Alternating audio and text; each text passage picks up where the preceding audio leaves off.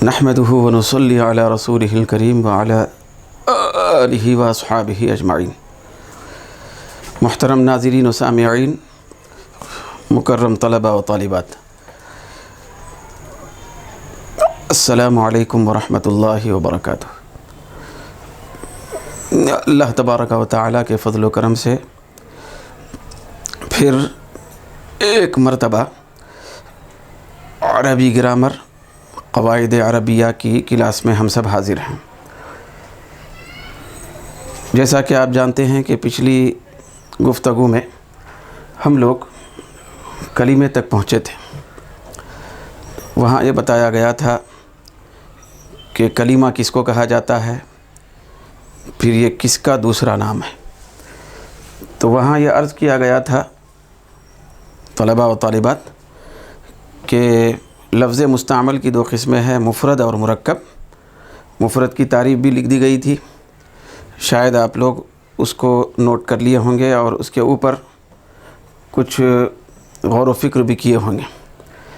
مفرد کی تعریف کی گئی تھی۔ مفرد کی تعریف کے ساتھ ساتھ یہ عرض کیا گیا تھا اور لکھا گیا تھا کہ مفرد کا ایک دوسرا نام ہے، وہ کلمہ ہے۔ تو اچانک ہم کو کلمے کا لفظ دستیاب ہو گیا مفرد کی تعریف کے ضمن میں۔ تو کلمہ جو لفظ ہے یہ بہت زیادہ پیارا لفظ ہے، کلمہ۔ تو اب کلمے کو ہی لے کر بھئی آگے کی قسمیں بیان کی جا رہی ہیں۔ چنانچہ یہاں لکھا گیا ہے کہ کلمے کی 3 قسمیں ہیں۔ یہ جو لکیریں ڈال دی گئی ہیں، اس کا مطلب یہ ہے کہ یہ جو کلمہ ہے، کلمہ 3 حصوں میں منقسم ہے اور تقسیم کیا گیا ہے۔ کلمے کی ایک قسم کا نام ہے اسم، دوسری قسم کا نام ہے فعل، تیسری قسم کا نام ہے حرف۔ یعنی اسم، فعل، حرف، یہ تینوں کلمے کی قسمیں ہیں۔ پہلی قسم کو اسم کہا جاتا ہے، دوسری قسم کو فعل کہا جاتا ہے، تیسری قسم کو حرف کہا جاتا ہے۔ مطلب یہ ہے کہ وہی کلمے سے نکلنے والی یہ 3 شاخیں، 3 ٹہنیاں ہیں۔ تو یہ جو 3 کلمے سے نکلنے والی قسمیں ہیں، تو اس کے اندر سب سے پہلی قسم اسم کو بنایا گیا ہے۔ کیوں؟ اس لیے کہ میں نے عرض کیا تھا اس سے پہلے بھی، پیارے طلبہ و طالبات، معزز سامعین و ناظرین، کہ بھئی اکثر کتابوں کے اندر، بڑی چھوٹی کئی کتابوں کے اندر، اکثر کتابوں کے اندر کلمے کی اسی طرح کی تقسیم کی گئی ہے، ترتیب اسی انداز کی ہے۔ پہلے نمبر پر اسم ہے، دوسرے نمبر پر فعل ہے، تیسرے نمبر پر حرف۔ تو اس کی ایک وجہ ہے۔ وجہ یہ ہے کہ اسم کے اندر بنیادی طور پر اندر بھئی بلندی کے معنی ہے۔ بھئی بنیادی طور پر اس کے اندر بلندی اور علامت کے معنی پائے جاتے ہیں۔ تو بلندی کے معنی چونکہ اس کے اندر کار فرما ہے، موجود ہیں، پائے جاتے ہیں، تو بلندی کے معنی والا جو لفظ ہے اس کو بلند رکھنے کے لیے پہلے رکھ دیا گیا، پہلے نمبر پر اس کا ذکر کیا گیا۔ پھر حرف کے اندر، حرف جو کلمہ ہے، جو لفظ ہے، تو اس کے اندر بنیادی طور پر اندر کنارے کے معنی ہے۔ تو کنارے کے معنی یہ بتاتے ہیں کہ وہ بالکل آخر میں رہیں، اس کے بعد اور کوئی چیز نہ ہو، بالکل کنارے پہ ہو۔ تو حرف کے بنیادی معنی کی وجہ سے اس کو کنارے پہ آخر میں رکھا گیا۔ پھر بلندی کے معنی ہونے کی وجہ سے اسم کو پہلے نمبر پر رکھا گیا۔ تو لازمی بات ہے کہ ایک کو پہلے اور ایک کو بعد میں رکھنے کے لیے ضروری ہے کہ بھئی اور ایک جو چیز ہے اس کو بیچ میں رکھ دیا جائے۔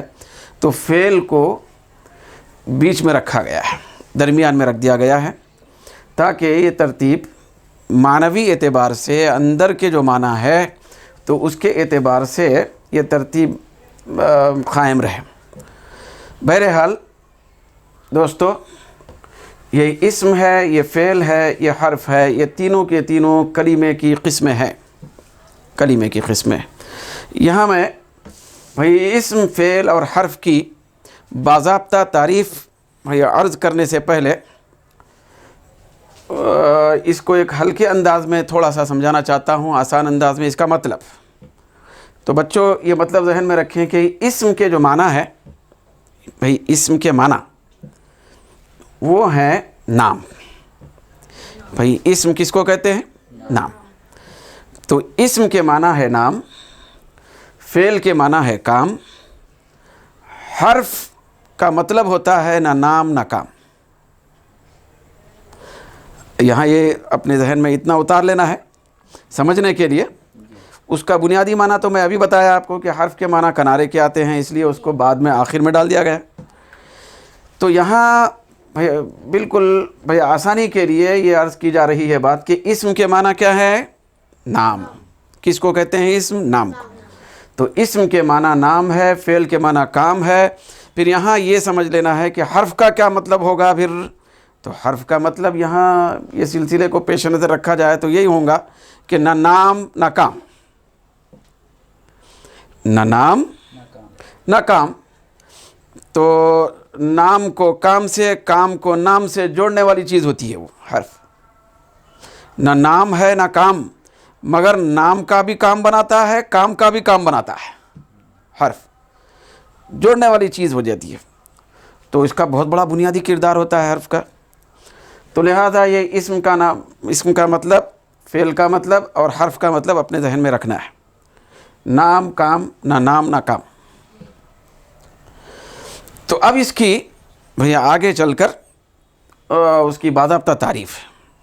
اس کی کیا ہے؟ باضابطہ تعریف ہوتی ہے. اب وہ تعریف انشاءاللہ تبارک و تعالی ہم لوگ یہاں لکھ رہے ہیں تو اور سمجھنے کی کوشش ہم لوگ کر رہے ہیں. تعریف دیکھیے کیا ہے بھائی، اسم کی باضابطہ تعریف. کیا تعریف ہوتی ہے اس کی؟ یہ ہے اسم کی تعریف. کس کو کہتے ہیں اسم؟ تو اسم کی تعریف یہ ہے، اسم وہ کلمہ ہے جو بھیا اپنا معنی خود دے. کیا ہے؟ اسم وہ کلمہ ہے جو اپنا معنی خود دے. اچھا، اور اس کے ساتھ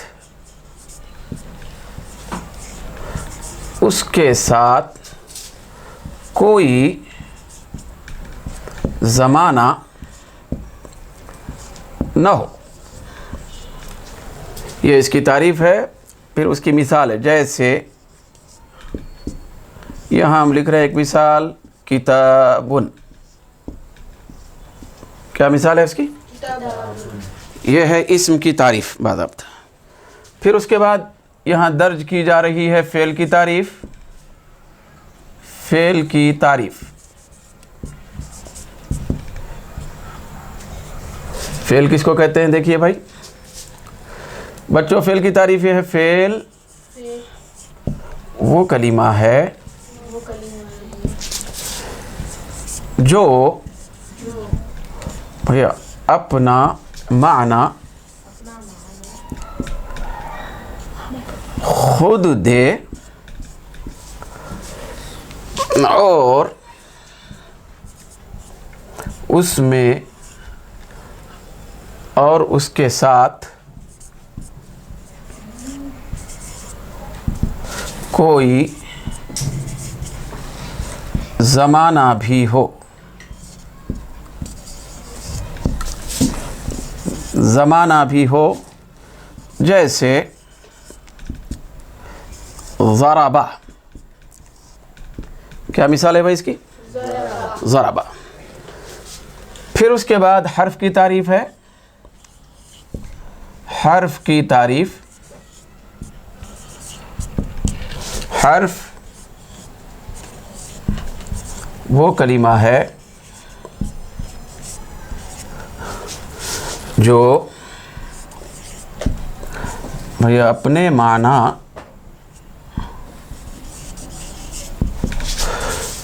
خود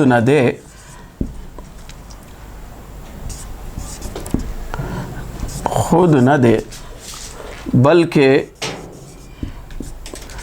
دوسرے کلموں سے ملنے کے بعد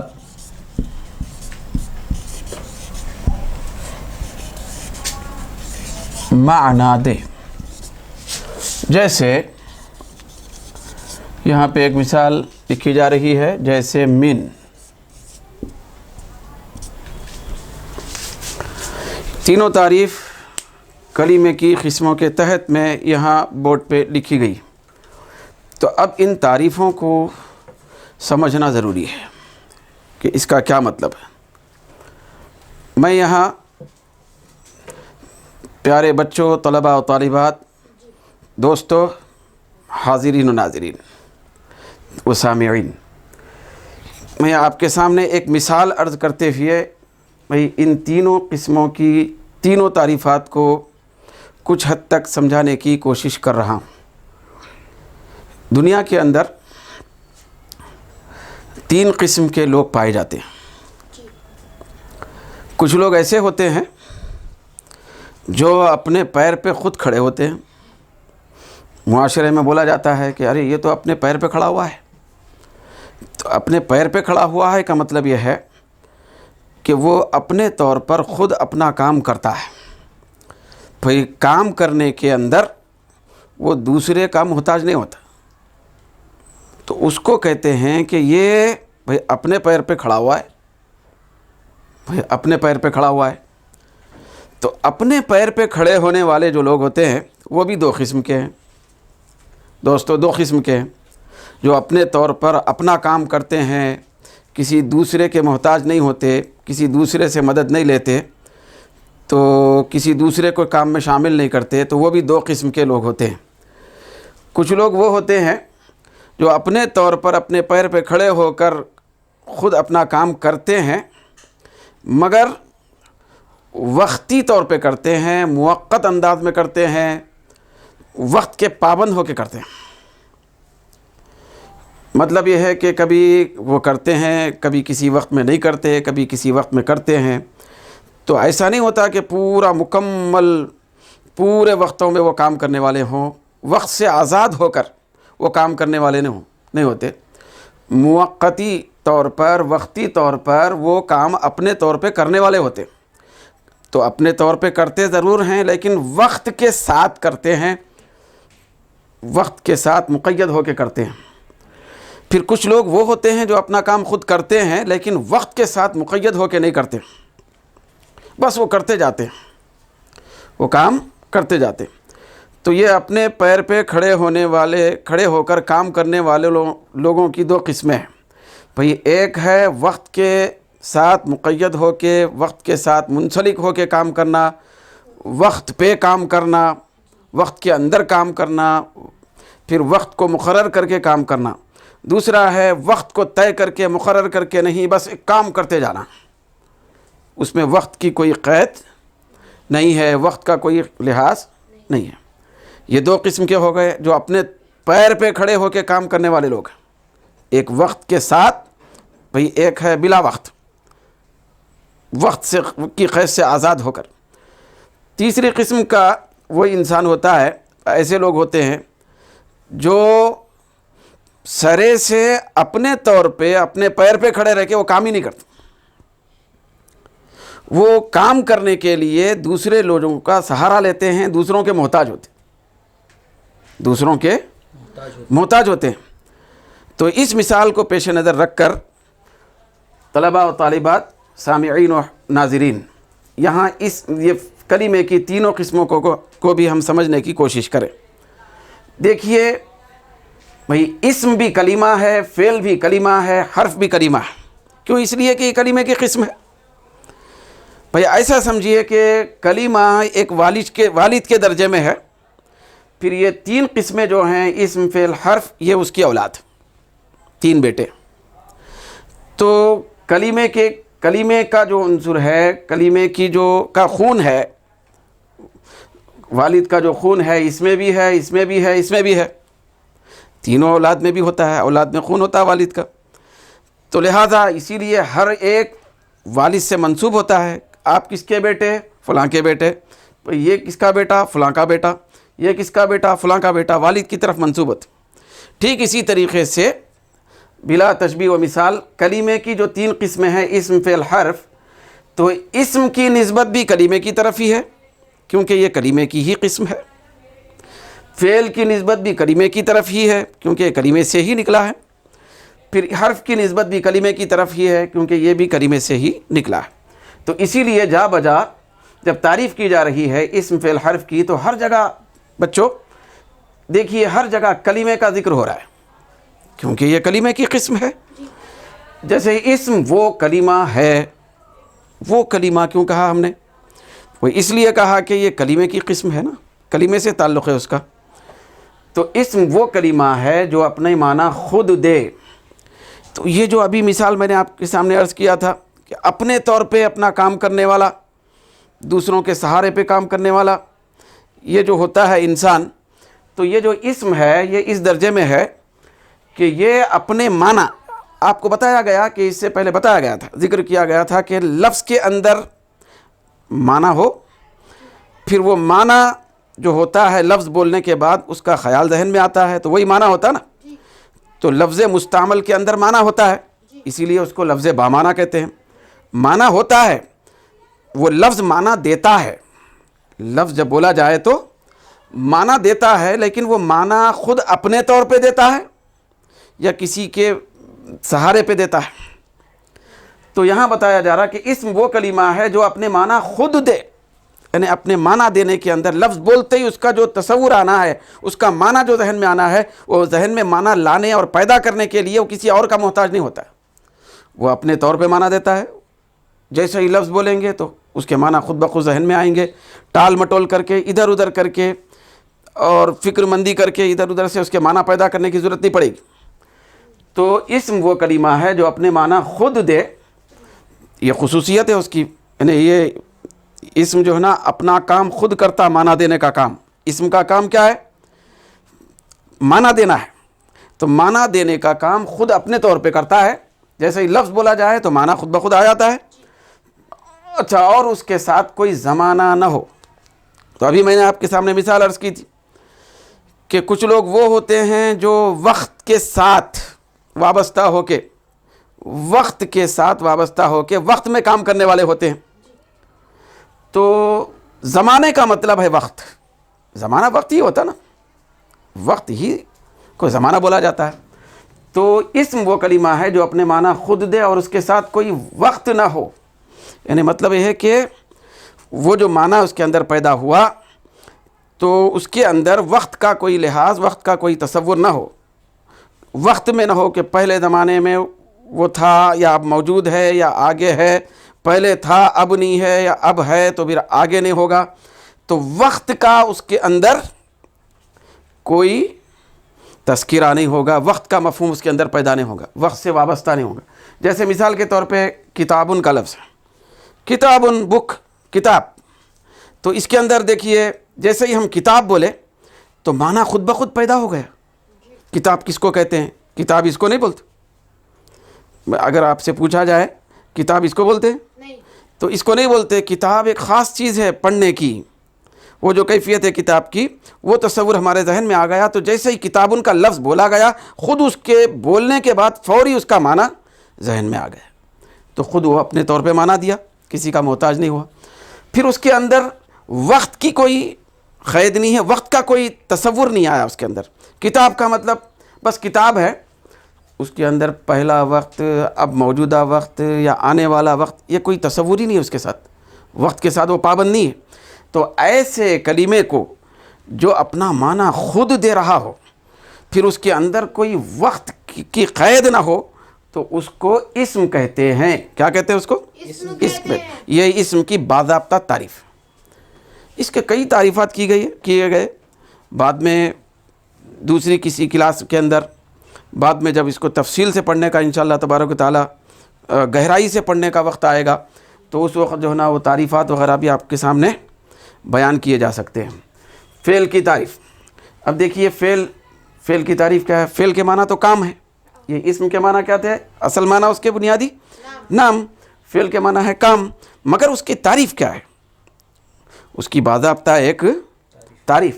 تو وہ تعریف دیکھیے، فعل وہ کلمہ ہے. بچوں یہاں یہ کیوں کہا گیا فعل وہ کلمہ ہے؟ فعل وہ ہے بولنا تھا. وہ کلمے کا لفظ کیوں استعمال کیا گیا؟ تو اس لیے استعمال کیا گیا کیونکہ یہ فعل بھی کلمے کی ہی قسم ہے. جو جس کی قسم ہوتی ہے تو اس کا تذکرہ تعریف کے اندر کیا جاتا ہے، بیان کے. فعل وہ کلمہ ہے جو اپنے معنی خود دے. اس کے اندر بھی یہ کیفیت ہے، خود اپنے طور پہ معنی دیتا ہے، یہ اپنے بل بوتے پہ کھڑے ہوتا ہے، پھر اپنا کام خود کرتا ہے. تو جو اپنے معنی خود دے، یعنی لفظ بولا جائے تو مفہوم اور معنی ذہن میں آ جائے. اچھا، اور اس کے ساتھ کوئی زمانہ بھی ہو.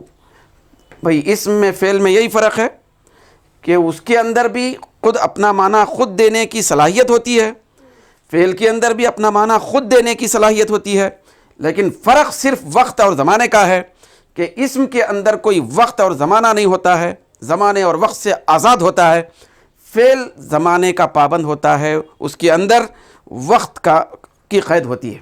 جیسے مثال کے طور پہ ضربہ، یہ مثال دی گئی. ضربہ کا مطلب ہے وہ مارا. تو وہ مارا، چلو ایک مار جو چیز ہے مارنا، تو اس کا تو مفہوم آ گیا ذہن میں. تو ضربہ سے ایک مارنے کا تصور تو آیا. کس کیفیت کو کہتے ہیں ضربہ؟ مارنا. وہ کیفیت ہمارے ذہن میں آ گئی تو معنی دے دیا خود بخود لفظ، کسی اور لفظ کو جوڑنے کی ضرورت نہیں پڑی. لیکن اس کے ساتھ ساتھ ایک اور چیز مل کے آ گئی اس کے ساتھ. وہ کیا ہے؟ وقت کے ساتھ وہ چیز پائی جا رہی ہے، اس کو بتا رہا. مارنے کا جو کام ہے، مارنے کا جو عمل ہے، وہ وقت کے ساتھ مقید ہے. ضربہ کا مطلب مارا. مارا سے ہمارے ذہن میں کیا تصور آئے گا؟ مارا کا مطلب یہ ہے کہ یہ مارنے کا جو کام ہے پہلے ہو چکا ہے، یہ اب چل نہیں رہا ہے، پھر آگے ہونے والے کی بات نہیں ہو رہی ہو. بھئی آگے وہ کام ہونے والا ہے، اس کا بھی کوئی تصور نہیں ہے. پہلے ہو چکا ہے، وہ بات ختم ہو چکی ہے، وہ عمل ختم ہو چکا ہے، وہ کام پہلے ہو کے ختم ہو گیا. اس کو بتاتا ہے یہ ضربہ کا لفظ. جیسے یہ فعل، تو یہ فعل کی تعریف ہے. پھر اس کے بعد ہے حرف کی تعریف. حرف وہ کلمہ ہے، کیونکہ یہ حرف بھی کلمے کی قسم ہے تو لہذا کلمے کا لفظ آ گیا. کلمے کا لفظ آ گیا. تو حرف وہ کلمہ ہے جو اپنے معنی خود نہ دے. پہلے دونوں سے یہ مختلف ہے، یہ الگ ہے. وہ کیا ہے؟ ان دونوں کے اندر یہ بات چل رہی تھی کہ وہ اپنے طور پہ خود معنی دے، وہ دے رہے تھے. یہ حرف وہ کلمہ ہے جو اپنے معنی خود نہ دے، نہیں دیتا. معنی خود نہیں دیتا. معنی نہیں دیتا نہیں، معنی خود نہیں دیتا. حرف کے اندر سرے سے معنی ہوتے ہی نہیں، ایسی بات نہیں ہے. حرف چونکہ کلمے کی قسم ہے تو کلمہ اسی کو بولیں گے جس کے اندر معنی ہو، لفظ ہو ایک اور معنی بھی ایک ہو. تو معنی ضرور ہوتا ہے حرف میں. بعض طلبہ ایسا سمجھتے ہیں کہ حرف ایک ایسی چیز ہے کہ اس کے اندر معنی نہیں ہوتا. ایسا نہیں. معنی حرف کے اندر بھی ہوتا ہے، لیکن اس کے اندر وہ کیفیت ایسی نہیں رہتی کہ وہ اپنے طور پہ معنی دے، اپنے طور پہ کام کرے. وہ دوسرے کے سہارے چلتا ہے. تو لہذا وہ اپنے معنی خود نہ دے بلکہ دوسرے کلموں سے ملنے کے بعد معنی دے. تو معنی تو دے رہا ہو، مگر دوسروں سے ملنے کے بعد، دوسروں کا سپورٹ حاصل کرنے کے بعد، دوسروں کی مدد حاصل کرنے کے بعد وہ معنی دے رہا ہے. تو گویا کہ پہلے کے دونوں اسم اور فعل یہ معنی دینے میں دوسروں کے محتاج نہیں ہے. حرف معنی دینے میں دوسرے کا محتاج ہے. یہ محتاج ہے مگر معنی ہوتے، معنی دیتا ضرور ہے. جیسے مثال کے طور پہ من ہے. من کا ترجمہ کیا ہے؟ سے. من کا ترجمہ کیا ہے؟ سے. اب دیکھیے من بولو یا سے، صبح سے لے کے شام تک اگر یہ ایک لفظ بولیں گے نا، بلکہ ساری زندگی بھی اگر بولتے جائیں گے صرف یہ سے من من من، کوئی معنی اس سے ذہن میں نہیں آئیں گے. یہ لفظ اگر تنہا ایسے ہی استعمال کیا جائے پہلے کے جیسے الفاظ، جیسے اسم کو استعمال کیا گیا، فعل کو بولا گیا، وہ جیسے اپنے طور پہ بولتے ہی معنی دے رہے تھے، ایک مطلب ذہن میں پیدا کر رہے تھے، تو ایسا یہ اس کا کام نہیں ہے۔ یہ دیتا ضرور ہے مگر دوسروں سے ملنے کے بعد دیتا ہے، دوسروں سے ملنے کے بعد۔ تو یہ من کا ترجمہ جو سے ہے کوئی مطلب نہیں اس کا۔ اب سے کیا چیز ہے بھائی؟ سے کوئی مطلب پیدا نہیں ہوگا، کوئی معنی نہیں ملے گا، مگر یہ جب دوسروں سے مل کے آئے گا تو اس کے اندر کوئی کام کے شروع ہونے کا مطلب پیدا ہوگا، شروع ہونے کا مطلب یہ پیدا کرے گا۔ جیسے مثال کے طور پہ میں یہاں صرف ایسے ہی مثال عرض کر رہا ہوں، بعد میں انشاءاللہ تبارک تعالیٰ پھر سمجھائیں گے اس کو، کہ جیسے مثال کے طور پہ میں بولا کہ خرجت من البیت، خرجت میں نکلا، من البیت گھر سے۔ میں باضابطہ یہ مثال اس لیے نہیں سمجھا رہا ہوں کیونکہ ابھی ہم ابتدائی مرحلے میں ہیں، تو ابھی علم صرف شروع نہیں ہوا، تو یہ علم نحو کی ابتدائی کچھ جھلکیاں ہیں، تو ابھی علم نحو اور علم صرف شروع باضابطہ نہیں ہوا، بس اس کے بھئی اثرات جو ہیں وہ ہم محسوس کر رہے ہیں۔ تو خرجت میں نکلا، من البیتی گھر سے، خالی من من من من کہتے رہیں تو کوئی معنی مطلب ذہن میں نہیں آیا سے، لیکن جیسے ہی دوسرے کے ساتھ ملا کے جوڑ کے جب اس کو بیان کیا گیا، خرجت میں نکلا، یہ فعل ہے، من البیتی گھر سے، تو مطلب کیا ہوا؟ مطلب یہ ہوا کہ میرے نکلنے کا جو کام ہے، نکلنا کام ہے نا، میرے نکلنے کی ابتدا گھر سے ہوئی۔ کہاں سے ہوئی؟ گھر سے ہوئی۔ تو گھر ہی ایک ایسی چیز تھی کہ جہاں سے میرے نکلنے کا وجود ہوا، نکلنے کا ظہور ہوا، نکلنے کی ابتدا ہوئی۔ تو یہ ابتدا کے معنی، شروع ہونے کے معنی، کام کے آغاز کے معنی کہاں سے ہوا؟ وہ یہ کون سا لفظ دیا؟ من دیا۔ خرجت اور البیت کے ساتھ ملنے کے بعد سامعین و ناظرین، طلبہ و طالبات، یہ من کا لفظ یہ معنی دیا۔ ابتدا نکلنے کی کہاں سے ہوئی اس کو بتانے والا کوئی لفظ اگر ہے تو وہ کیا ہے؟ من ہے۔ تو بالآخر دوسرے سے ملنے کے بعد وہ معنی تو دے دیا، تو اس لیے یہ بھی کلمے کی قسم ہے، اس کے اندر بھی معنی ہوتے ہیں، مگر دوسرے سے ملنے کے بعد معنی اس کے پائے جاتے ہیں، اس کے معنی پائے جاتے ہیں۔ تو یہاں تک تو یہ تذکرہ ہوا۔ میں نتیجے میں کچھ باتیں بچوں بھئی آپ لوگوں سے یہ عرض کرنا چاہتا ہوں کہ یہ اسم فعل حرف، اسم فعل حرف یہ کلمے کی قسمیں ہیں۔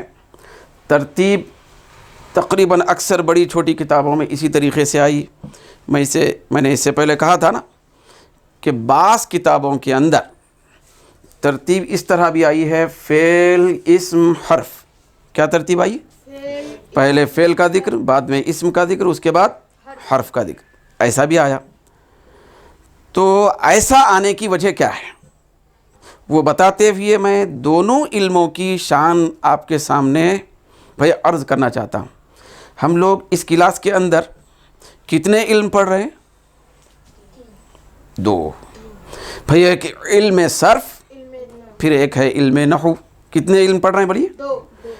جب ایک ہے علم صرف، پھر ایک ہے علم نحو، یہ دونوں علموں کا سنگم ہوتا ہے۔ جب یہ دونوں مل جاتے ہیں تو قواعد عربیہ بن جاتے ہیں، عربی گرامر وجود میں آتے ہیں۔ دونوں سے تعلق ہے عربی گرامر کا۔ تو علم صرف اور علم نحو، تو علم نحو کا زیادہ تعلق وہ اسم سے ہے۔ کیا بولنا؟ اس سے زیادہ تعلق یہ علم نحو کا ہے، پھر علم صرف کا زیادہ تعلق فعل سے ہے۔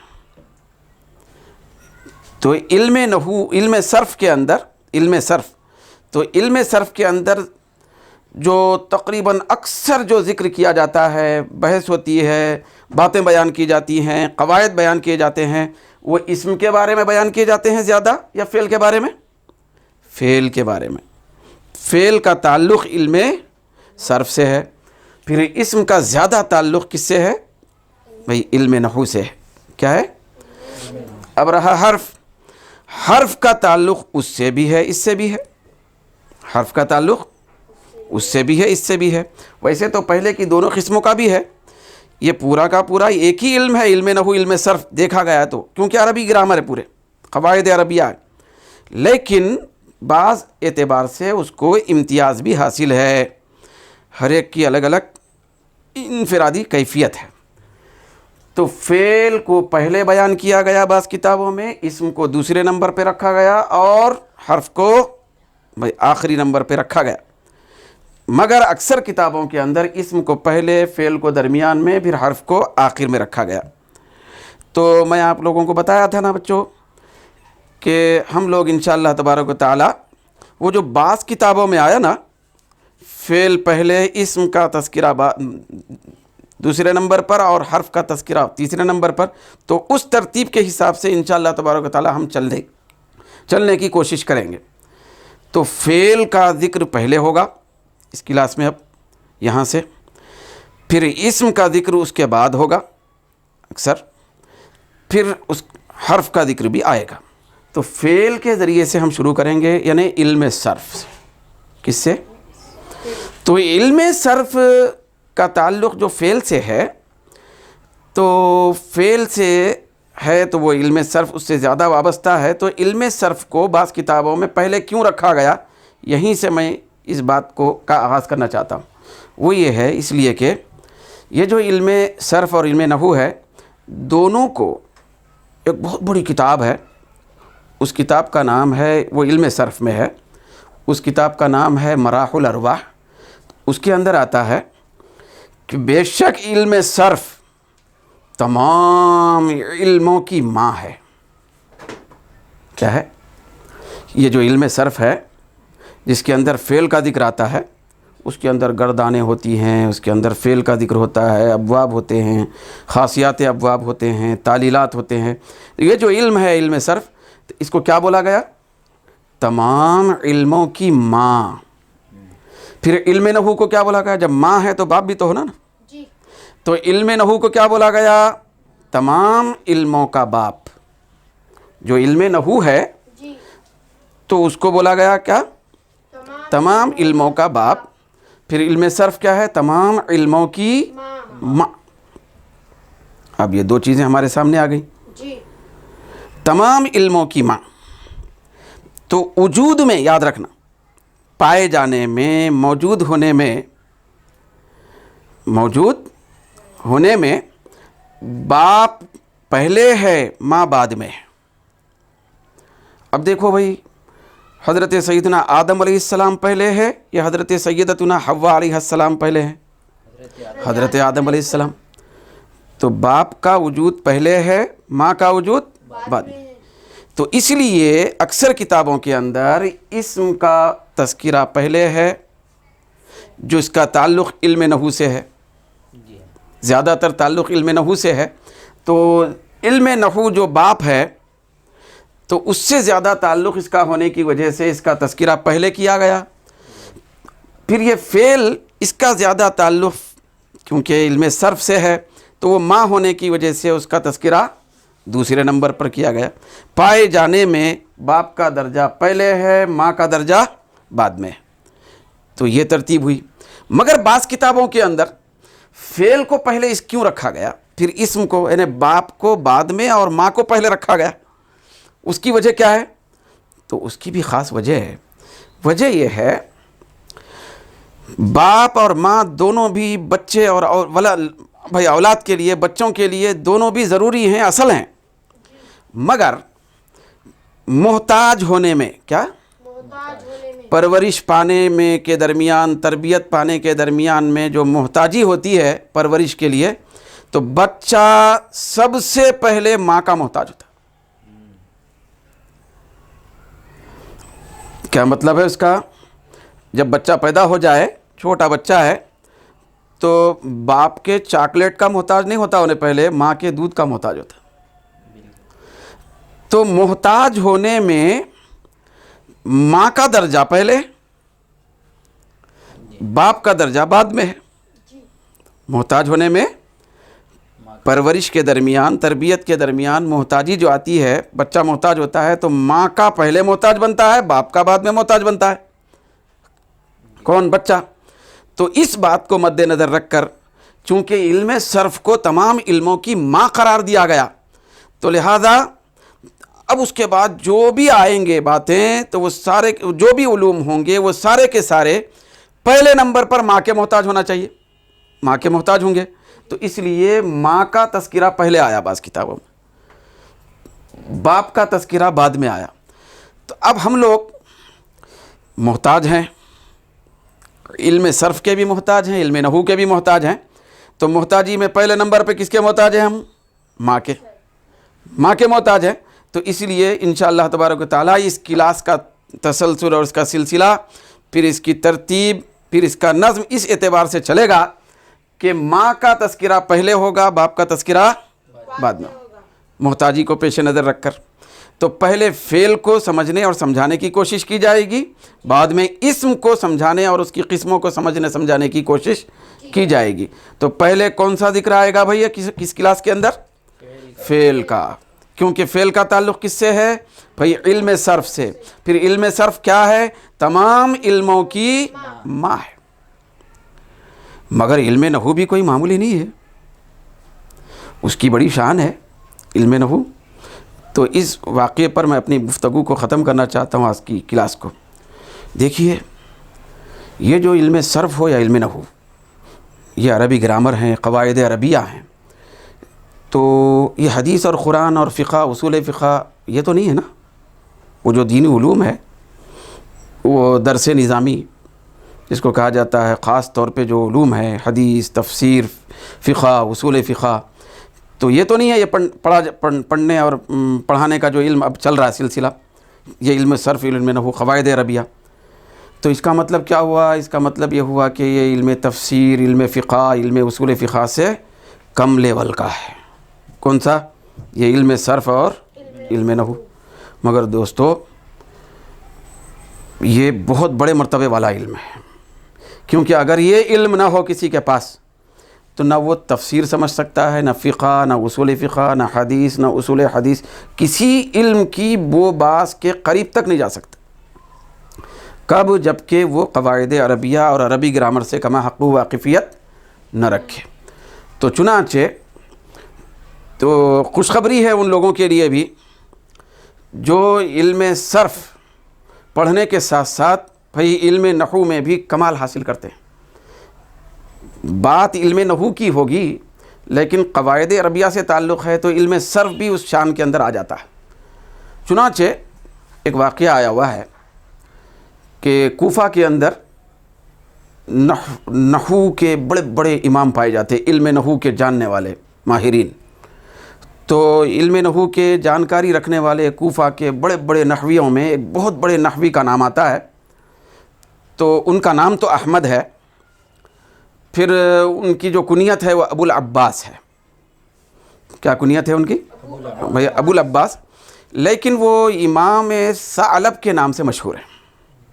کس نام سے مشہور ہیں؟ امام ثعلب۔ بہت بڑے نحوی ہیں، علم نحو کے بہت بڑے جاننے والے امام۔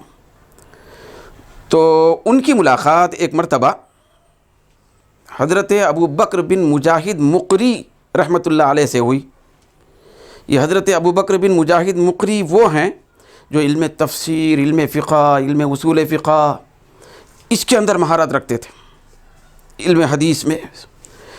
تو امام نحو جو تھے حضرت ابو العباس امام ثعلب، تو ان کی ملاقات جب اتنے بڑے پائے کے علم تفسیر، علم حدیث وغیرہ کے جو امام تھے حضرت ابو بکر بن مجاہد مقری، تو ان سے جب ملاقات ہوئی، ملاقات ہوتے ہوتے بات چیت ہوئی، تو بات چیت کے درمیان میں بہت زیادہ حسرت بھرے لہجے میں، بہت حسرت کے ساتھ حضرت بھئی ابو العباس، یہ جو امام ثعلب ہیں علم نحو کے امام، وہ عرض کرنے لگے کہ حضرت بھئی آپ تو علم حدیث میں زندگی گزارے، پھر علم تفسیر پڑھنے پڑھانے میں آپ کی زندگی گزری، پھر علم فقہ میں پڑھانے پڑھنے میں آپ کی زندگی گزری، بڑے بڑے علوم آپ جو ہے اپنی زندگی میں پڑھائے اور پڑھے، لیکن میں اس آخری عمر میں بہت زیادہ مایوس ہوں، بہت حسرت اور ندامت ہو رہی ہے کہ میں نے صرف علم نحو میں زندگی گزاری۔ تو علم نحو کا نام لے رہے تھے، مگر علم نحو کے ساتھ کیا تھا بھائی؟ علم صرف بھی آ جاتا نا، دو حصے ہیں قواعد۔ تو علم نحو میں میں نے زندگی گزاری، تفسیر پڑھانے، اصول فقہ پڑھانے، حدیث پڑھانے میں زیادہ حصہ نہیں گزارا۔ تو میں ہمیشہ زندگی بھر زید، عمر، بکر یہ کہتا رہا، میں آپ تو حدیث اور تفسیر قرآن کا درس دیتے رہے، نہیں معلوم کہ میرا خاتمہ کیا ہوگا، پھر آخرت میں، یوم آخرت میرا حال کیا ہوگا، کیا اس کے اوپر اجر مرتب ہوگا نہیں ہوگا، کیونکہ میں صرف علم نحو کا امام ہوں۔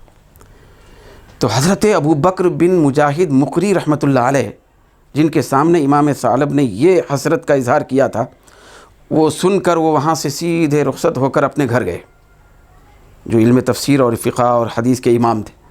گھر جانے کے بعد رات میں آرام کیے، جیسے ہی آنکھ لگی قسمت جاگ گئی، بھیا آقائے دو جہاں سرکار مدینہ صلی اللہ علیہ وسلم ان کے خواب میں تشریف لائے۔ سبحان اللہ۔ کس کے خواب میں؟ وہ جو علم تفسیر، علم حدیث، علم فقہ، علم اصول فقہ کے امام تھے، جن کی پوری زندگی علم حدیث تفسیر میں گزری، ان کے خواب میں سرکار پاک صلی اللہ علیہ وسلم تشریف لائے۔ پھر ارشاد فرمانے لگے کہ اے ابو بکر اٹھو، جا کے سب سے پہلے میرے ابو العباس ثعلب کو میرا سلام کہو۔ سبحان اللہ۔ یعنی جو امام نحو تھے، جن کو حسرت تھی کہ میں صرف علم نحو میں زندگی گزارا، میرا کیا حال ہوگا، تو سرکار پاک صلی اللہ علیہ وسلم وہ امام تفسیر و حدیث کو حکم دینے لگے کہ جاؤ ابو العباس، یہ جو ثعلب ہیں امام نحو، ان کے پاس جا کر بھئی ان کو سلام کہو، ان سے کہو کہ آقائے دو جہاں نے سلام کہا ہے۔ پھر یہ خوشخبری سناؤ ان کو۔ کیا خوشخبری سناؤ؟ سرکار نے فرمایا کہ تم ان سے جا کے ان کے منہ پہ خوشخبری سناؤ کہ انت صاحب العلم المستطیل، سبحان اللہ۔ کہ اے امام ثعلب، بھیا اے ابو العباس، بھیا اے نحو میں، عربی گرامر میں، قواعد عربیہ میں اپنی زندگی کھپانے والے، تو چھوٹے موٹے علم والا نہیں ہے، تو بہت زیادہ دراز اور لمبے کثیر علم والا ہے، لمبے علم والا ہے۔ یہ خوشخبری سناؤ، تیری زندگی چھوٹے موٹے علم میں نہیں گزری، بہت بڑے علم میں گزری ہے، کیونکہ تو نحو کا امام ہے، تو قواعد عربیہ کا امام ہے، تو لہذا تو بڑا مبارکباد ہے، تیری تو نجات ہونا ہی ہے۔ وہ اس لیے کہ تو بڑے علم کا پیکر اس لیے بنا کیونکہ اسی علم کی بدولت علم تفسیر بھی سمجھ میں آتا ہے، پھر علم حدیث سمجھ میں آتا ہے، علم فقہ سمجھ میں آتا ہے، پھر علم اصول فقہ سمجھ میں آتا ہے۔ سارے علوم کی جانکاری کا ذریعہ یہ نحو اور صرف ہے، یہ علم نحو اور علم صرف ہے۔ تقریباً یہ جو امام ہے، امام نحو حضرت ابو العباس، یہ تقریباً 300 ہجری کے قریب ان کا وصال ہوا، 291 ہجری میں ان کا وصال ہوا ہے۔ تو کہنے کا مطلب یہ ہے بچوں، طلباء و طالبات، سامعین و ناظرین، کہ یہ جو علم ہے قواعد عربیہ کا، یہ علم صرف اور علم نحو، یہ معمولی شان و شوکت والا علم نہیں ہے، یہ یقیناً سارے علوم کا باپ ہے، سارے علوم کی ماں ہے۔ اللہ تبارک و تعالی ہم سب کو اس علم سے زیادہ استفادہ کرنے کی توفیق عطا فرمائے اور اس میں برکت عطا فرمائے۔ وما علینا الا البلاغ۔